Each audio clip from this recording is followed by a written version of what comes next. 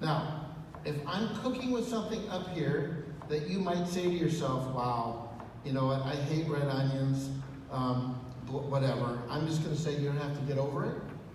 This is my cooking demonstration. I get to do what I want to do.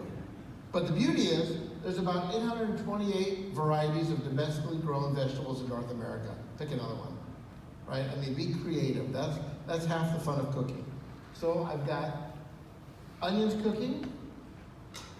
Nice. I have some red peppers and green peppers. And when you cook a dish like this, always a good idea to try to get the pieces in about the same size so they cook evenly.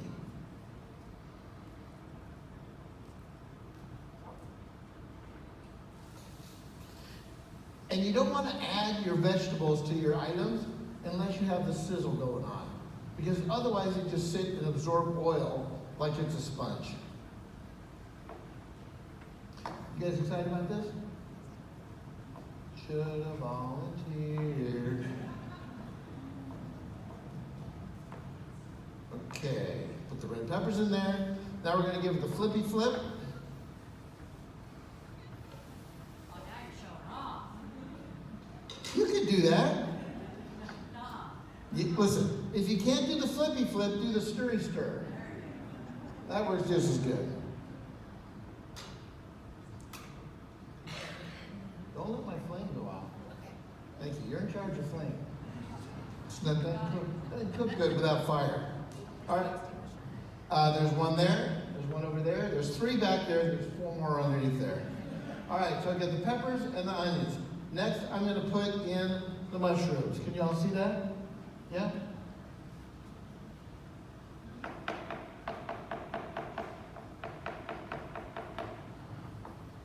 Slice the mushrooms up.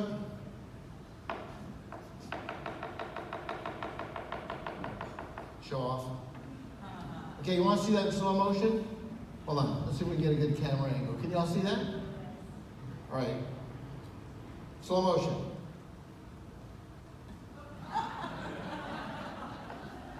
I like that joke. Thank you for laughing. I appreciate that. All right, so the mushrooms are going in. We'll give that a flippy flip.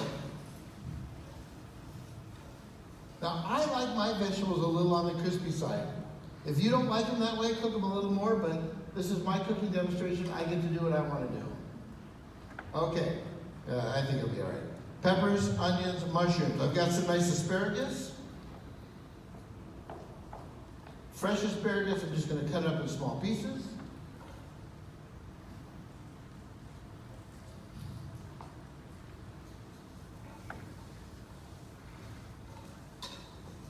Okay, and I've got some garlic. That's going in. I have some Kalamata olives, Greek-style olives. That's going to go in. What's that? They're pitted. They're whole, yeah. You can slice them if you want. You can make it. You can make this your own dish. Okay. So now I've got chicken breast. These are fully cooked, like we said earlier. I like to pre-cook them, put them in a freezer bag, and just pull them out when I need them. Yes?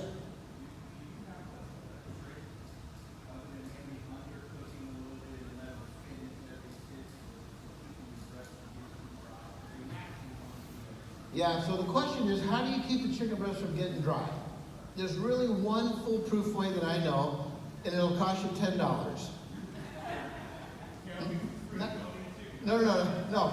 No, the answer is free. Next time you go to the supermarket, go by the kitchenware area, and for about $10 you'll find a thermometer with a stem on it. And just get used to temping your food, that way you won't overcook it. But you know, if you want to cook it to 165 degrees, then take it out at 155 degrees or 160 degrees so it carries over. All right, so we're going to, did I answer your question? That'll be $3. Okay. First of all, listen, don't get me in on any of that. All right, so here we go. A little flippy flip. I have some garbanzo beans, chickpeas, right? High fiber, 79 cents a can, super cheap. I love these guys. You could use white beans if you like. Throw those in there. Yes, the question was, should you rinse them? Yeah, I do rinse them. Yep. Awesome. Okay, so let's add a little herbs and spices. So here goes the rosemary. Gonna just put some in there. Here's some Italian spice, which is oregano and basil. Marjoram, that's gonna go in like that.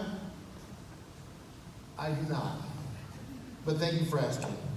So I've got some fresh Roma tomatoes. I like Romas because they're firm, easy to portion. So I'm chopping that up. That's going in there like this.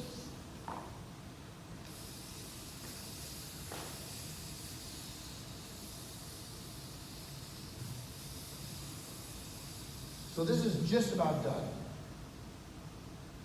So I love fresh herbs. So here is the most amazing fresh basil, right? Really nice. So raise your hand if you are a master gardener. Anybody a master gardener? Raise your hand if you're good at growing weeds. Okay, basil, oregano, all these herbs are weeds.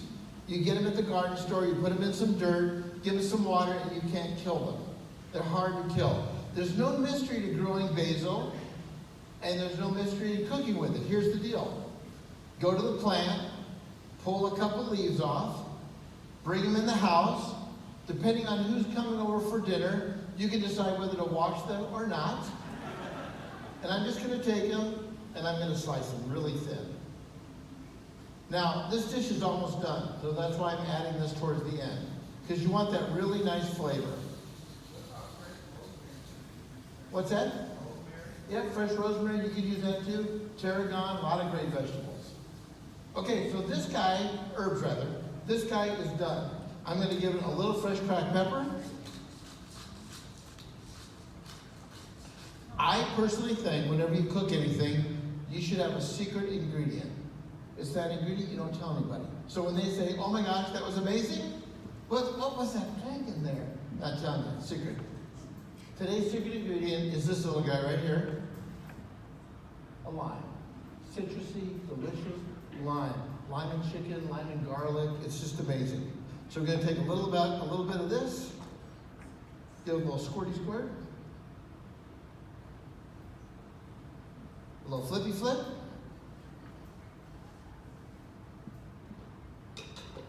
And this guy is done.